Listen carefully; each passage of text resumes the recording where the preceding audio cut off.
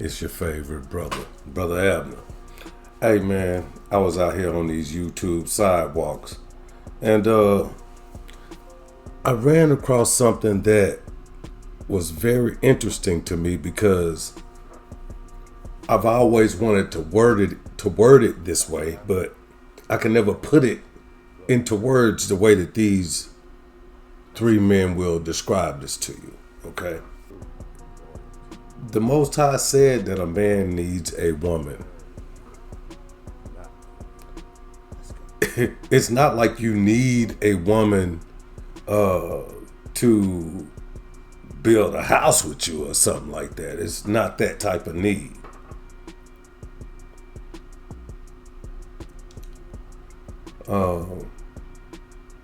I'm coming at this from a spiritual perspective because, like I said, when I got the understanding of what it was, that was it for me. So, obedience is better than sacrifice. I've experienced sacrifice. I know what that looks like. Period. But that's enough on that. But anyway, check this out. Look, the topic is I want to get into some things regarding what's going on in the community as far as with our people. And some things that we don't pay attention to that we should pay attention to. So I'm not going to dissect it for you. I'm going to let three gentlemen speak. And I'm going to also introduce the guy. Well, I'm not going to introduce him, but when I first saw this, I was like, dang, this is pretty interesting. Came out to be with something I was interested in. And it makes sense. It's all biblical. Let's get to the business of, did men do some foul things as well? Now, I love my brothers, but did we? Let's go. So first up is Controversial Shannon. This is the guy that I listened to. I watched his first video, one of his first videos, and I was like, he's right on point with what I was thinking. So next up, Controversial Shannon. Let's go. What's up, YouTube? It's Controversial Shannon. We back at it with another one, man. Y'all heard what the man said. You feel me? He right. Hey, man, a lot of these older men, they make poor decisions. They make very bad decisions. And Slim Thug be saying he trolling, but it's like, you too old. You too old, man. Leave that. Really, nobody should be trolling, but leave that to the young dudes, man. Leave it to the age range where it's supposed to be, a little bit immature. You feel me? The way Kevin Samuels passed away. He didn't pass away married. He was twice divorced. Old. Look at a lot of these red pill dudes. A lot of them are indeed old. They're old. You know what I'm saying? And bitter and unmarried. And Shannon Sharp, I don't feel sorry for it. Listen, I'm not gonna lie to you. When I see a white woman finesse a black man and take all his money, I laugh because it's happened so many times. We've seen situations when a black man get with a white woman and we see how that goes. And I'm not saying that's the case every time. I'm just saying in a lot of cases we have seen examples. And, me personally, I'm not going to feel sorry for you. Especially, my thing is, especially when you have a disdain towards your own group of women. Like, Shannon Sharp was talking about, you got to have my last name to get this to get this type of money. Oh, she didn't have your last name. That little white woman did not have your last name. And look, she took his money. She kicked him out the YouTube algorithm. And not only that, she started reading the Bible. Boy, your money, him and his money brought her back to God. And nobody can tell me nothing about marriage, bro. Marriage is the way. Not no one night stands, not no polygamy. If you into all that stuff, you go ahead. But that's I'm not promoting that over here, and neither do I subscribe to it. Being in a marriage with one woman in healthy love will always win over thotting around. Spending quality time with one person, one partner will always win, bro. I love my wife. Besides Jesus Christ, my wife is the best thing that ever happened to me. Marriage with one woman is the best thing ever. It's the best thing ever. Can't tell me nothing about it. And being open with one person and, you know, loving one person and being committed to that one person for life is better than going out here and hopping in new relationships, hopping in different beds with other different people. That's nah, bro. And then when you catch some, that's what you get, because you want to live life reckless. So anyway, yeah, but like, I'm glad that more black men are opening their eyes to see that a lot of these dudes are lame. And I'm glad that I'm seeing a lot more black men be vocal about just how lame these people are. Me personally, I don't never want to be no old, bitter black man. I don't want to go outside like that. I don't even care if me and my wife get divorced. I do all that, I'm gonna try to fight for my marriage. I'll turn into Judge Mathis trying to fight for my marriage to get her back. You know what I'm saying? You know, if I'm in the wrong, of course. You feel me? But I'll try to get her back, and if I can't get her back, then guess what I will do? I'll cry, I'll go to therapy, I'll heal, and I'll get out here and try again with another black woman. That's what I'm gonna do. I'm gonna go out here and blow thousands upon millions, thousands to millions of dollars on freaking multitudes of women. No. Rather have peace in my life and rather have quality time. You know what I'm saying? Like peaceful quality time with one woman. Like, just I don't that's always gonna win. That's always gonna win. So, you know, people, you obligated, you can do whatever the heck you want to do. I'm not gonna support it, but you can do whatever you want to do. But all I know is that one woman in healthy love and family always win, bro. That's purposeful. That's purposeful. Point blank, period, man. I had my first child when I was 17. Then I met another woman. I had my next one at 24. Then my third baby's mom, I met her when I was 28. And of course, I wasn't ready to settle down at those ages. You know, I mean, I'm out here, I'm doing my thing. But they were. They was ready to settle down at those ages. And I'm sure a lot of you men out here have came across women in your life that were good women. Women that loved you unconditionally, women that held you down. Most men out here have had plenty of good women in their life.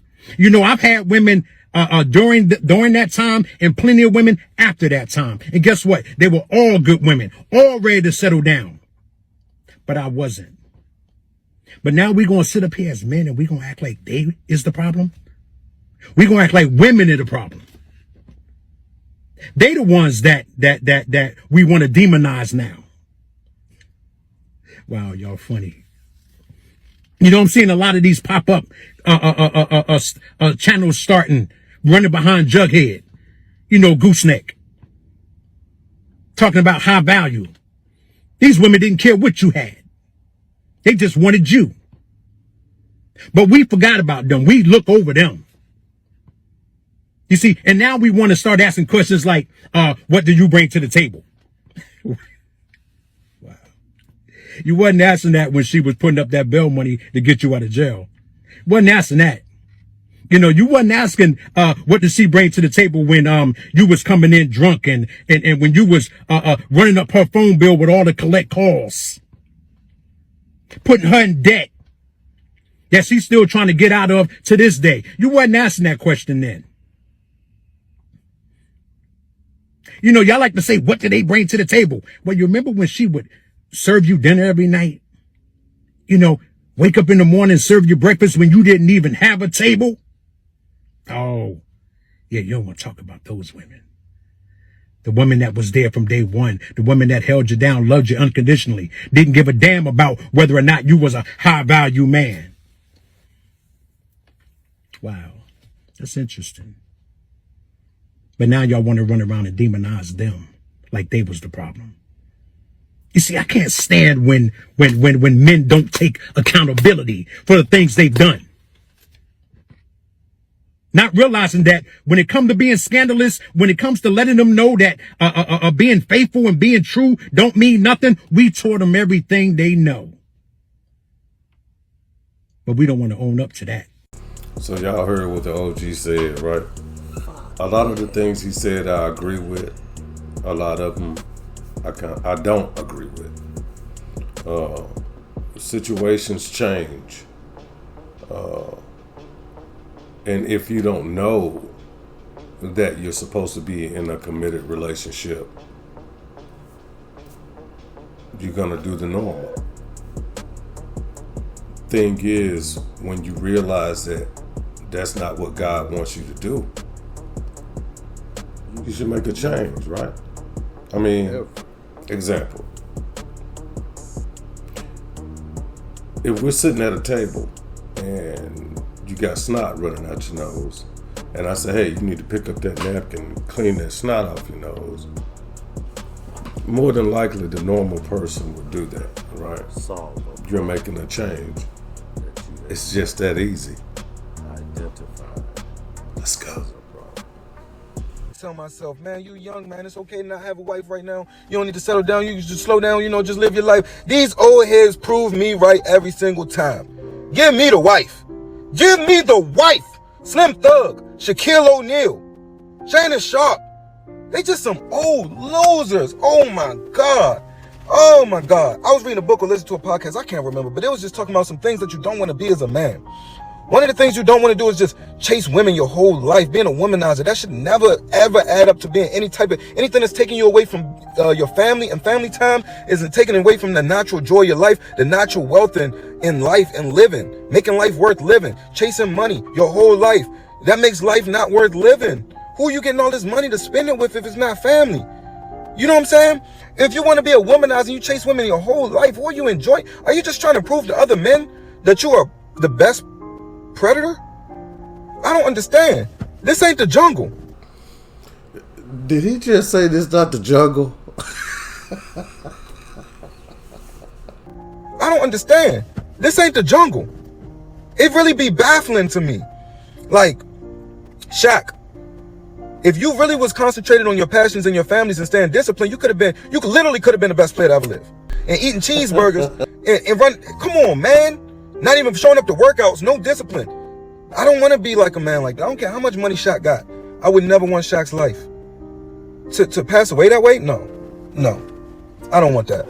Slim Thug does so much for the community. But now, we got to see you in this loser-ass light because you can't just settle down and develop your character enough to be with one woman. You chasing around women 15 years younger than you, 20 years younger than you. It's just a bad look, no matter how much you do in the community. If you don't have the discipline and the wherewithal to keep a good woman by your side, a lot of people gonna look at you sideways. I'm just saying, Shannon Sharp, you could be mentoring the youth. You grew up poor in the country. You could be helping out these young men in a personal way, not just giving money, but you running around with OF girls, getting caught up, getting lawsuits, losing your money. I'm telling you, man, all of these things take you away from the natural joys and the natural wealth of life. Y'all not enjoying the fruits of y'all labor. I know a lot of dudes gonna say, man, I'll take Shaq life any day. Well, that's you, and that's why you and I'm me. Cause I don't need all the money in the world. I need enough money where my family can feel financially stable and free to do what we like to do. That's how much money I need. I got a number in my head. I don't need the number that you need me to have. You know what I'm saying?